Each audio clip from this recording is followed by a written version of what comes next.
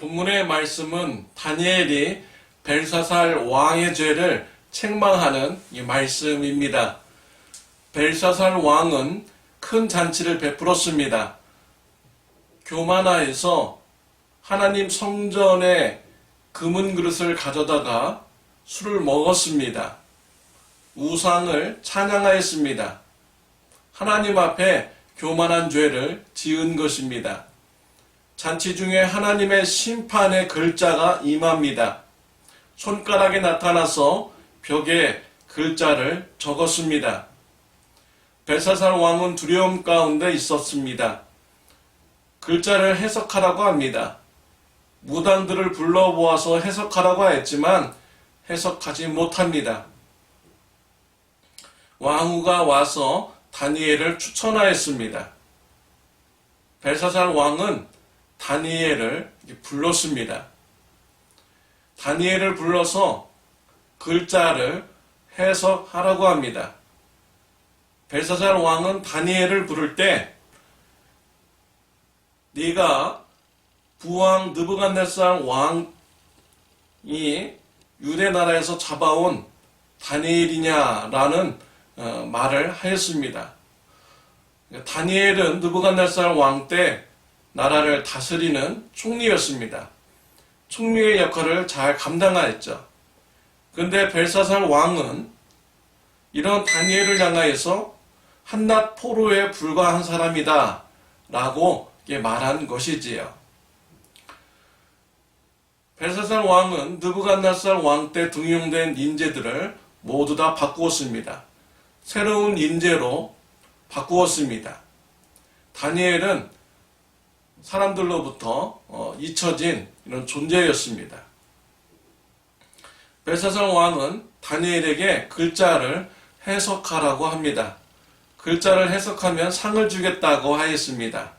다주색 옷을 입히고 금목걸이를 걸리우고 나라를 다스리는 셋째 총리가 되도록 한다고 하였습니다. 여기에 대한 다니엘 반응이 17절에 나오고 있습니다. 다니엘이 왕에게 대답하여 이르되 왕의 예물은 왕이 친히 가지시며 왕의 상급은 다른 사람들에게 주옵소서. 그럴지라도 내가 왕을 위하여 이 글을 읽으며 그 해석을 아뢰리이다 라고 하였습니다. 다니엘은 왕이 주는 재물과 또 나라의 관리직에 대해서 관심이 없었습니다. 그것은 다른 사람들에게 주라고 합니다. 다니엘은 이런 것을 볼 때 어떠한 삶을 향해서 살아가는지를 알 수가 있는 것이죠. 다니엘은 돈을 따라 사는 삶이 아니었습니다. 권력을 따라 사는 삶이 아니었습니다. 명예와 성공을 위해서 사는 사람이 아니었습니다. 다니엘은 이런 것이 없어도 글자를 해석해 준다고 합니다. 왜냐하면 하나님의 뜻을 밝히기 위한 것입니다. 하나님의 계획을 드러나게 하기 위한 것이지요. 우리는 이러한 다니엘의 그런 삶을 본받아야겠습니다. 다니엘처럼 세상에 돈과 명예와 권력과 성공을 위한 삶이 아니라 하나님의 뜻을 이루기 위한 삶을 살아가야겠습니다. 하나님의 나라를 위한 삶을 살아가야겠습니다. 우리 예수님께서는 이 땅에 오셔서 삶을 사실 때 하나님의 나라를 위해서 살으셨습니다. 구원 사역을 이루기 위해서 사셨습니다. 하나님의 구원 사역을 위해서 죽기까지 순종하셨습니다. 십자가에서 우리의 죄를 대신 지시고 죄의 형벌을 받으셨습니다. 얼마나 우리 예수님은 겸손하시고 또 하나님의 구원 사역을 이루기 위한 삶을 사셨습니까? 저와 여러분들도 예수님을 닮아 하나님의 나라를 위한 삶을 살아가는 귀한 축복이 있으시기를 바랍니다. 다니엘은 글자를 해석하기 전에 느부갓네살 왕의 삶에 대해서 말을 합니다. 18절부터 21절까지의 말씀이죠. 하나님께서 느부갓네살 왕에게 나라와 권세를 주었습니다. 느부갓네살 왕은 하나님 앞에서 교만하여서 권세를 빼앗기게 됩니다. 짐승의 마음을 가지고 짐승과 더불어서 살고 풀을 뜯으며 소와 같이 살았습니다.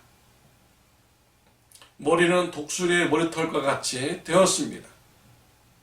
소와 손가락과 발톱은 새의 발톱과 같이 되었습니다. 이와 같은 하나님의 심판을 받은 것이죠. 하나님의 심판을 받은 후에 느부갓네살 왕은 하나님을 깊이 알게 됩니다.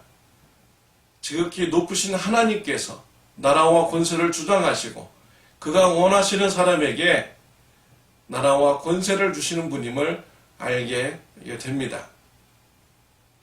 이 세상의 모든 주권이 하나님께 있음을 느부갓네살 왕은 알게 된 것이죠. 왜 다니엘은 벨사살 왕 앞에서 느부갓네살 왕에 대해서 말을 했습니까? 벨사살 왕의 잘못된 죄를 지적하기 위한 것입니다. 느부갓네살 왕이 교만한 것처럼 벨사살 왕도 하나님 앞에 교만했다라는 것을 지적하기 위한 것이지요. 23절에 보면 도리어 자신을 하늘의 주제보다 높이며 그의 성전 그릇을 왕 앞으로 가져다가 왕과 귀족들과 왕후들과 후궁들이 다 그곳으로 술을 마시고 왕이 또 보지도 듣지도 알지도 못하는 금은 구리와 쇠와 나무 돌로 만든 신상들을 찬양하고 도리어 왕의 호흡을 주장하시고 왕의 모든 길을 작정하시는 하나님께는 영광을 돌리지 아니한지라 라고 했습니다. 하나님 앞에 교만하여서 성전에 은금 그릇을 가져다가 술을 먹고 우상을 노래하고 하나님께 영광을 돌리지 않는 교만한 죄를 지었다고 다니엘은 벨사살 왕 앞에서 지적을 한 것입니다. 다니엘의 그런 용감함을 볼 수가 있습니다. 담대한 모습을 볼 수가 있습니다. 다니엘은 유대 나라에서 붙잡혀온 포로 중에 한 사람에 불과합니다. 왕의 마음을 나쁘게 하였다면 왕이 즉시 목을 쳐서 참수시킬 수가 있는 것이죠.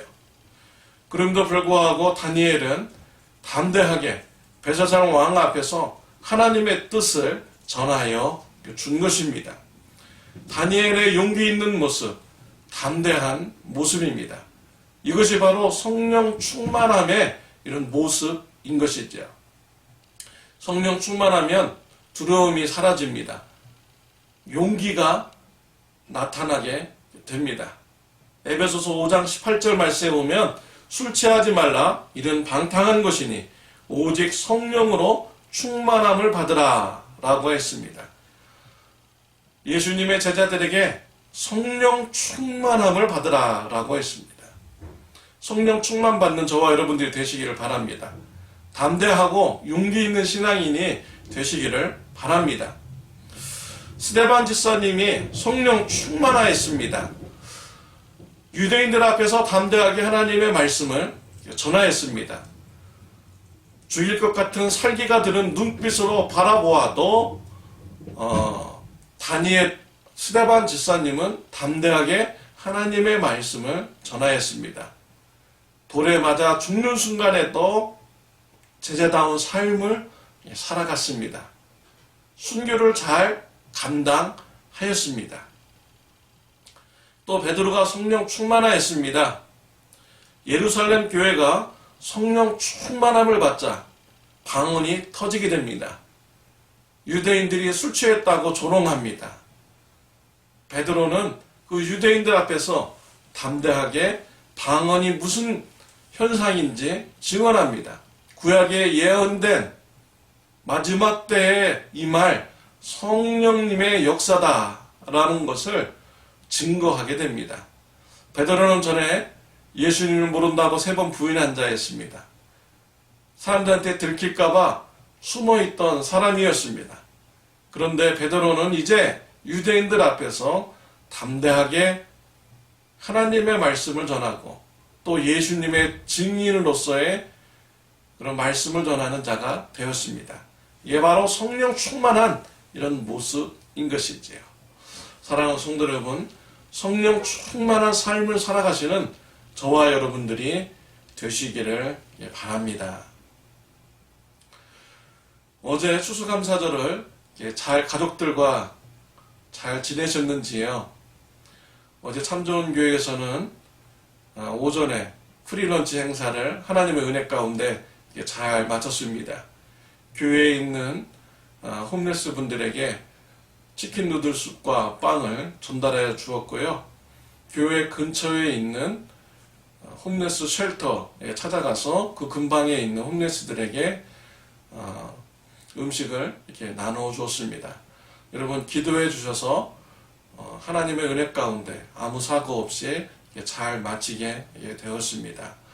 오늘 하루도 성령 충만한 삶을 살아가시는 은혜가 있으시기를 바랍니다. 하나님 아버지 감사합니다. 오늘 말씀을 통하여서 다니엘의 성령 충만한 모습을 보게 해주시니 감사합니다. 다니엘과 같이 성령 충만한 삶 살게 하여 주옵소서. 두려움 없이 용기 있고 담대한 신앙인이 되게 하여 주옵소서. 예수님의 이름으로 기도드렸습니다.